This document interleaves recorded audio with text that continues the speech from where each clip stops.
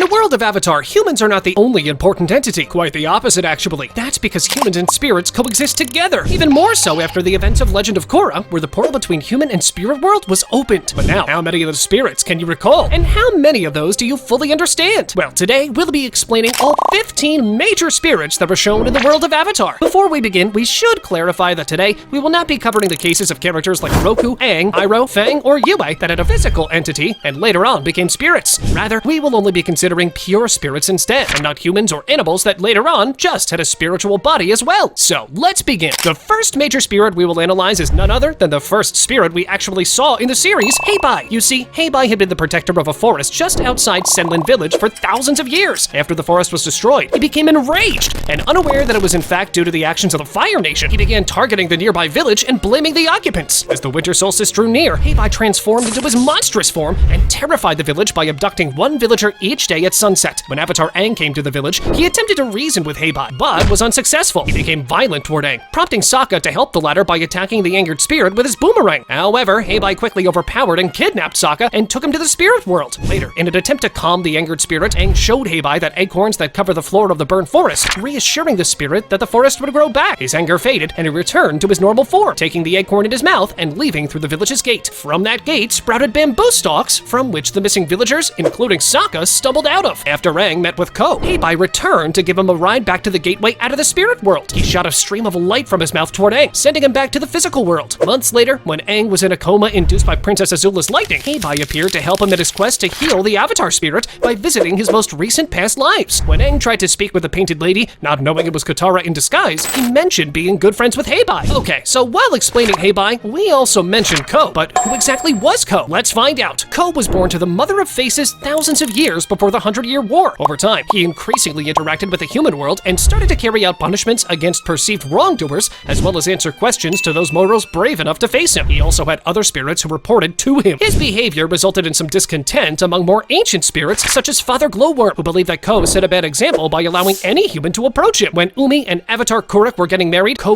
lured Umi to the spirit world, where he stole her face and trapped her forever as punishment for Kuruk's arrogant ways. Kuruk was determined to end Ko's life, but when he eventually met the spirit, he could not go through with it, as Kuruk realized that killing Ko would also destroy the love of his life. Despite Kuruk's vindictive actions, Ko himself held no personal grudge against other avatars, as they were different incarnations. During the 100-Year War, Ko stole the face of a young Northern Water Tribe citizen, Raava, though Ko's mother later gave the young man a new face. Aang appealed to Ko for information regarding the moon and ocean spirits, Tui and La. When Ko warned the Avatar of impending danger the spirits faced, Aang asked for their location in the mortal world, but the spirit would not provide a clear answer, and merely stated that they were opposites, forever revolving. When he told Aang that the boy had already met the spirits, the face stealer barely missed Aang's expression of epiphany when he realized that the identities of Tui and La were the koi fish in the spirit oasis. Before Aang left, Ko stated they would meet again, which they did when Aang found himself in the spirit world after being struck by Azula's lightning in the crystal catacombs of Old Ba Sing Se. During that encounter, Ko attempted to steal the young Avatar's face before he reconciled with his past lives, but ultimately failed in doing so. Having mentioned Ko, let's move on to his mother next. And yeah, for anyone wondering, we found out about the Mother of Faces during the events of the Avatar The Last Airbender comics. Even further than that, her story is connected to Zuko's mother and what truly happened both before and after the events of the 100-Year War. Hear this. Since the dawn of time, the Mother of Faces has crafted faces for both living and non-living beings, placing a piece of herself in each face she created. It was because of her actions that separatedness and identity came into the world. During this time, the Mother of Faces became estranged from her son, who later became known as Ko, the Face Stealer. The Mother of Faces was often sought out by humans, who usually requested her to give them a new face and identity. Despite being offended by people when they rejected the faces she had created for them, she pitied them enough to grant their request. However, the Mother of Faces would only grant one request to one human once a season. When that time comes, she travels through Forgetful Valley, following the path her wolf spirit had chosen for her, and looked for a human whose wish she would grant. During one of her travels through the forest, the Mother of Faces encountered Ikem, who had been living there as a hermit. She was asked to grant him a new face and complied with the request, enabling him to return to Hira as Norin and start his new life. A few years later, the Mother of Faces was again visited by Ikem, this time joined by Ursa, aka Zuko's mother, who also wished to have a new face to hide her identity. The spirit was surprised that a woman of such beauty would desire this, so she offered her a much plainer face to test her sincerity, which Ursa accepted this new face, regardless of its appearance. Sensing that Ursa was experiencing great emotional pain, the spirit offered to erase her memories associated with them as well, though she confirmed that the former Fire Nation princess would not remember her children as well, being a part of those memories. Ursa accepted both gifts, so the Mother of Faces gave her a new identity as Noriko. Sometime after the war ended, the Mother of Faces Faces was approached by Aang, who had been brought to her by clutching onto her wolf's fur. Enraged that somebody would use her wolf as a beast of burden, she demanded his name. Learning she was being confronted by the Avatar, she introduced herself as the Mother of Faces and followed him back to where the rest of his friends were waiting. She introduced herself again as a generous spirit, soft-hearted and kind, responsible for the separation and the concept of identity in the world. She told them that she walked through her forest once a season, but never strayed from the path her wolf chose for her, though had done so now in deference to the Avatar, the great bridge between the spirits and the humans. She told them that she granted one favor to one human each season and invited them to make their request. Although Aang tried to convince her to grant 2 wishes to his group, the Mother of Faces remained adamant that she would only grant 1 wish. Nisu was given the chance to request a new face for her brother Rafa, but was interrupted by Azula, who asked the spirit where her and Zuko's mother Ursa was. The Mother of Faces revealed Ursa's new identity as Noriko and proceeded to sink back into the water. Nisu waterbent at the spirit, but the Mother of Faces admonished her for bending the water of her sacred pool before receding back underwater. Aang claimed her to be cruel by not granting the second wish, which prompted the spirit once again to rise from the pool. She explained how she crafted faces as gifts for humans and felt as though they were offending her by demanding new faces and by making her a slave. She further admonished the Avatar for defiling her sacred pool and scolding her, and declared him just as bad as other humans. The Mother of Faces demanded that Aang and his friends leave the forest. While trying to defend himself, one of Aang's air blasts knocked off Rafa's mask, revealing him to be faceless. Aang remarked how similar it seemed to the work of Ko, which piqued the Mother of Faces' interest, demanding her animals be silent. After Aang repeated what he knew about Ko, she revealed that he was her son, and that Ko was not the name she had given him. She asked Aang about how he had met Ko, and listened as he told her about their previous encounters. The Mother of Faces felt Ko's handiwork on Rafa's face and immediately restored it. Afterward, she listened to Aang's apologies, who explained that they needed 2 favors to restore 2 different relationships, this time between a mother and a son. This likely struck a chord with the spirit regarding her own estrangement from Ko. The Mother of Faces followed them out of Forgetful Valley and toward Hira, where she found and asked Noriko if she wanted to remember her old life as Ursa. She accepted the offer, and the Mother of Faces restored her memories and original face. We just mentioned a wolf spirit, but who exactly was this spirit? You see, legend has it that the wolf spirit will appear in the Forgetful Valley and drink from one of the 4 pools of water. The Mother of Faces will appear at whichever pool the wolf chooses to drink from. When Team Avatar was traveling to Hira in search of information about Ursa, Aang began feeling a strange urge to constrict his face and sensed the presence of the wolf spirit. He adopted an expression similar to the face-like markings the wolf spirit has on its chest. Aang briefly saw the wolf spirit a short while later, before being distracted by Azula's quick desertion. The wolf spirit appeared again and attempted to gnaw off Sokka's head. When Aang tried to respectfully approach the spirit and revealed his position as the Avatar, the wolf spirit quickly attacked him instead. Team Avatar tried multiple ways of attacking the spirit, all to no avail, until Appa swiped the wolf spirit with his tail. The wolf retaliated by throwing up a cloud of moth wasps, which quickly surrounded Team Avatar. The spirit was eventually scared off by Azula's lightning attack that struck the moths. Aang met with the wolf spirit again in the spirit world and tried to encourage it to travel to one of the other pools in the Forgetful Valley to drink from. However, the wolf spirit did not show any signs of remorse and suddenly ran off. Aang managed to grab hold of the spirit's fur and found himself in front of the Mother of Faces, who admonished Aang for riding her wolf. But going back to the original show, the next spirits we will analyze are the duo of the moon and ocean spirits, also known as Twi and La. Twi, also known as the moon spirit, is one of 2 spirits that reside in the spirit oasis at the North Pole within the Northern Water Tribe's capital city, taking the form of a white koi fish with a large black spot on its head. Together with its counterpart La, these spirits were among the first ones to come to the mortal world, and the pair have kept balance ever since in an eternal dance of push and pull. As the moon spirit, Twi was the first waterbender and the root of all waterbending. In the event of Twi's absence,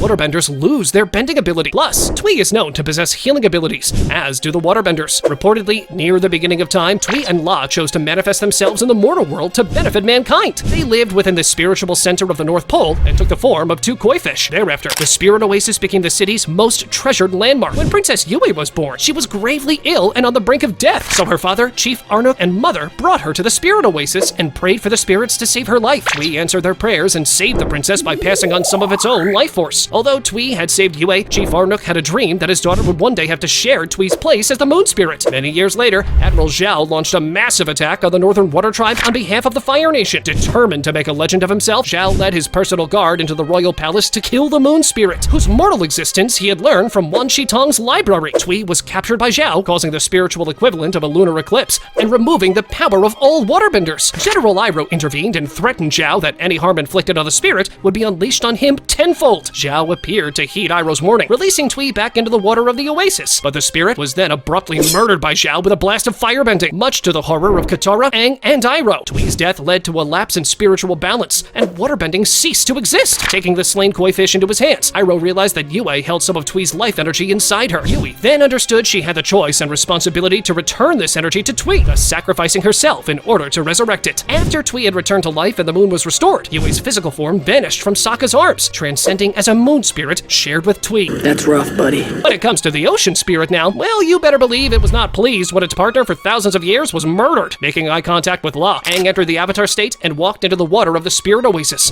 where the ocean spirit started swimming around him. The two fused to form Koizilla, a colossal fish-like figure, and quickly annihilated the Fire Nation land forces and navy fleet with their superior waterbending. When La noticed that Tui had been revived by Princess Yui's sacrifice, the spirit ceased its destructive rampage and separated from Aang, leaving him at the city's ice walls, and returned to the spirit oasis. On its way, it encountered a dueling Zhao and Zuko. To avenge the attack on Tui, the ocean spirit formed an arm out of the water and dragged Zhao below the surface, ultimately imprisoning him in the Fog of Lost Souls. But what exactly is the Fog of Lost Souls? It's nothing short of a separate spirit itself. Hear this. The Fog of Lost Souls is a prison for humans located within the spirit world. It is inhabited by a sentient fog spirit that can infect the minds of individuals, gradually driving them insane by imprisoning them in their own darkest memories. Jinora was brought to the Fog of Lost Souls after being captured by Unala. Her imprisonment in the fog caused her connection to the physical world to weaken and prompted Tenzin, Bumi, and Kaya to journey into the spirit world in order to retrieve her spirit. After getting lost, Iroh arrived with a knowledge seeker to guide them out, but on learning of their reason for being there, he offered words of caution and a cryptic hint of where Jinora might be before vanishing. Tenzin quickly realized that Iroh was referring to the fog. When the three siblings went through this spirit fog, Tenzin urged his siblings to remain focused, to no avail. Eventually, Bumi became paranoid that they were surrounded by cannibals, and Kaya refused to believe that she had any family, prompting the two to remove the cloth that fastened the three of them together and subsequently flee from Tenzin in opposite directions. Following this, Tenzin wandered aimlessly and recited he was the son of Aang over and over again in an attempt to remain calm, but found himself confronting his uncertainty of being able to live up to his father's name. Shortly after, a vision of Aang appeared, who urged Tenzin to stop emulating somebody else's life in favor of shaping his own. Tenzin's moment of realization caused the fog to dissipate temporarily, allowing him enough time to gather Jinora, Kaya, and Bumi and leave the Fog of Lost Souls and its other prisoners behind before the spirit appeared again. This leads us to believe that clarity of mind and knowing who you really are is the key to survive or escape this spirit. Moving on to Wan Shi Tong. Wan Shi Tong is an ancient, wise, and powerful spirit who collects information for his spirit library. He is the most knowledgeable being among humans and spirits, never missing an opportunity to learn new facts or boast about his vast intelligence, though he has developed an indifference for studying human technology since leaving the physical world. Although his regular shape is that of a huge black and white barn owl, when angered, he can assume much more frightening, stronger forms. Wan Shi Tong had a deep love for knowledge, wanting to learn everything solely for knowledge's sake. He was also a grandiose and arrogant being, considering himself great and nearly all-knowing. Wan Shi Tong initially wanted to share all of what he had collected with humanity, believing that others could use his vast book collection to improve themselves and the world. Over time, however, he became increasingly bitter, as he believed his generosity was abused by many visitors who sought only power and selfish gains. He eventually became willing to outright murder any visitor who he believed to be corrupt, and started to regard almost all of humanity as power-hungry liars. After Korra reopened the spirit portals, however, Wan Shi Tong reflected on his views and once again became more willing to allow human visitors in his realm. For eons, Wan Shi Tong kept his spirit library, considered a true wonder of the world since the time of its creation. The library was originally located in the spirit world, where he collected knowledge. His servants, the knowledge seekers, were capable and cunning and regularly passed from the spirit world to the physical world in order to collect books and tomes written by mortals and bring them to the library. As the world grew more and more connected, those with darker interests came to seek the library, and Wan Shi Tong's feelings about the library and its visitors began to change. The sojourners who came to the library during the life of Avatar Roku soured the Great Spirit on humanity, as many of them were not interested in knowledge for the sake of knowledge, but instead sought a way for their nation to gain an advantage over the others. Wan Shi Tong blamed the Siwang tribespeople for the actions of those they delivered to the library, and banned them from any future access to the vast repository of learning. Wan Shi Tong gave every visitor to the library a colder reception during this time. When he met Team Avatar and Professor Zay, he treated them with hostility upon their arrival at his library. Following his explanation for banning humans from the library, the Knowledge Spirit agreed to admit Team Avatar and the Professor upon Avatar Aang's promise to not use the knowledge for violence. In return, Wan Shi Tong required each person to provide an addition to his collection. While he was pleased with Zay's and Katara's donations, a first edition tome and an authentic waterbending scroll respectively, he was less impressed with, though nonetheless accepted, the offerings of Aang and Sokka, which were a wanted poster of himself and a knot. Although he initially let his visitors wander around freely, Wan Shi Tong later confronted Team Avatar when Sokka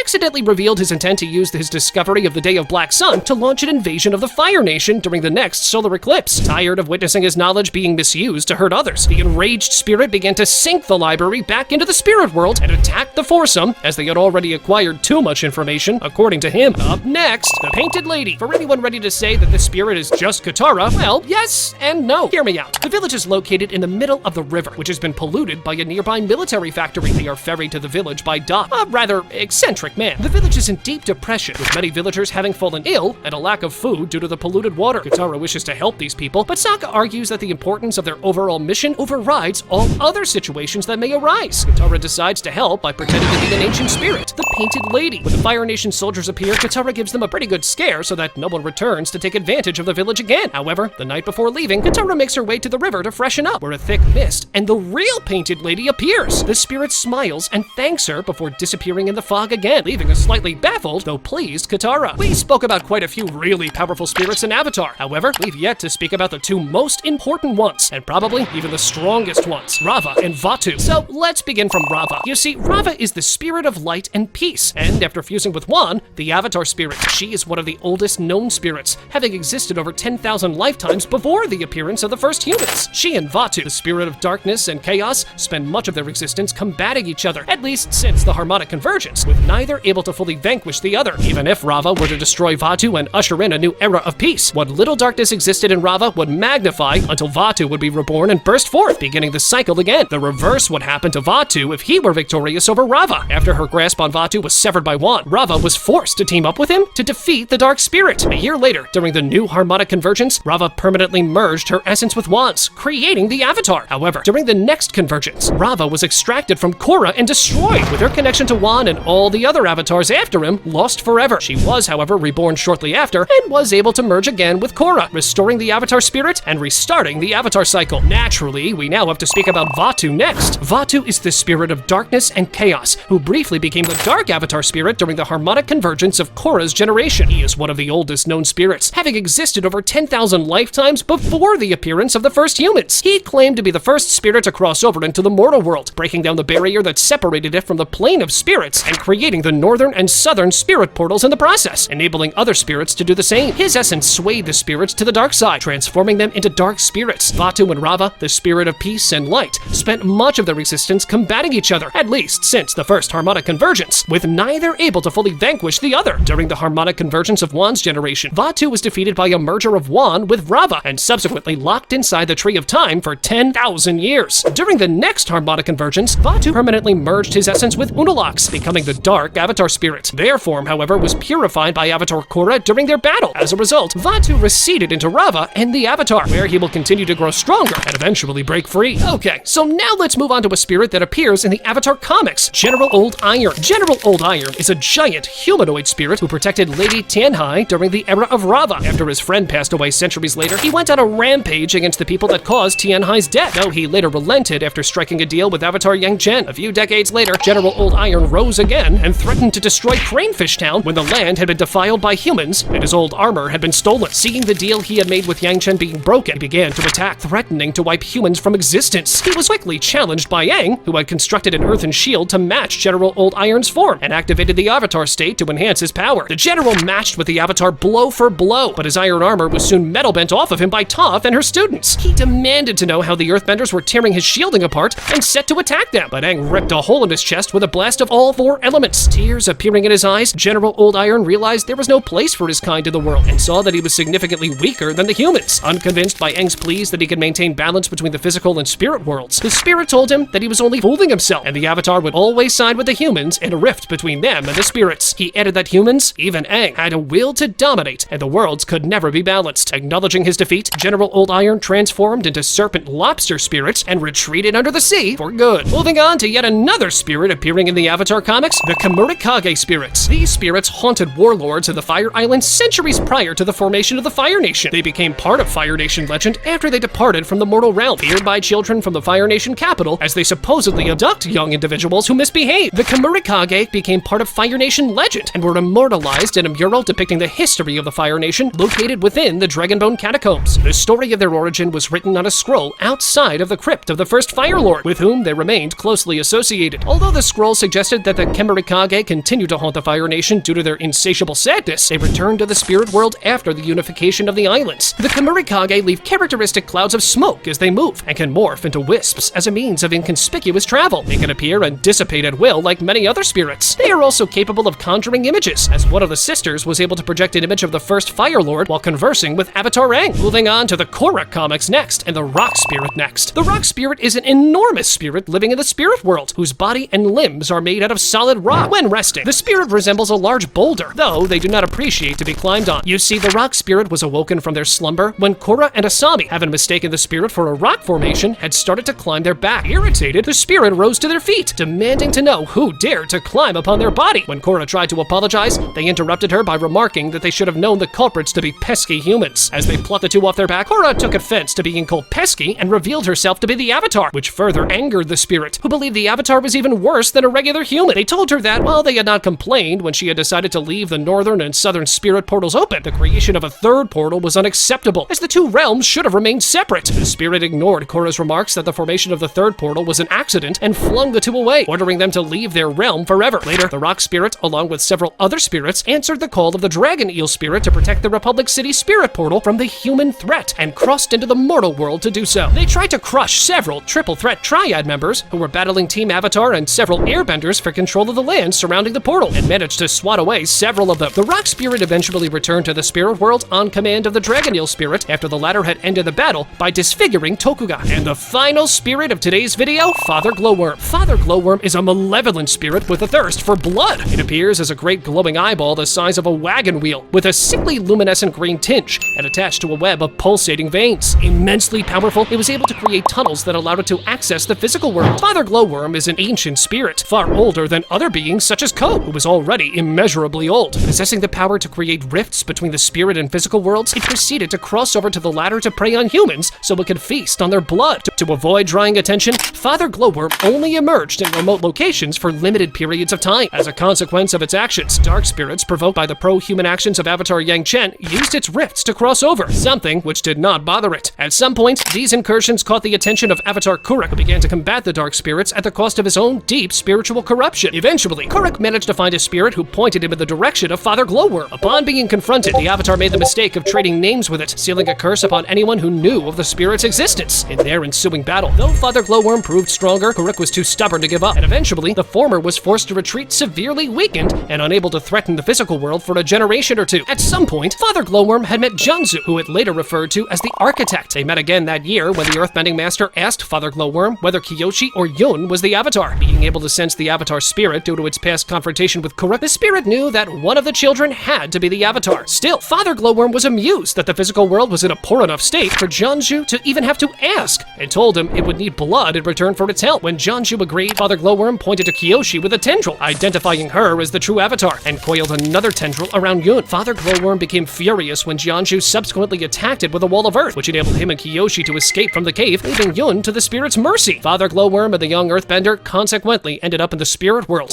where Yun attempted to appease the spirit and convince it to become his teacher, in hopes of finding a way back to the mortal world. Although there would be no escape for Yun, Father Gloworm promised that part of him would achieve immortality by being subsumed into the spirit. Father Gloworm subsequently attacked Yun to feed on his blood. However, the young Earthbender proved stronger than the spirit had anticipated. They bitterly fought for a long time, with the spirit having to spend much energy. As a result of their battle, Father Gloworm's core form ultimately diminished to a much smaller size. Deciding to call a truce, Father Gloworm offered to share its power to allow Yun to create passages between the worlds, in exchange for him bringing humans to use as sacrifices. When Yun accepted, Father Gloworm urged the boy to come closer, only to be caught in an earthen vice. Futilely struggling, Father Gloworm protested that even Kuruk was not as dishonorable, but was helpless as Yun devoured its eye, gaining its powers as a result, and seemingly ending its independent existence. Yun himself was unsure what had happened to the spirit after their merger. As spirits cannot truly die, it remains unclear what happened to Father Gloworm's essence after Yun's physical body died a few years later. I mean, what if the spirit returns once more? That's quite the what if, right? Well, not as interesting as this one though, where we explain what would have happened if Aang stayed frozen in the iceberg for another whole year. And believe me, the whole world changes. Go on, check it out!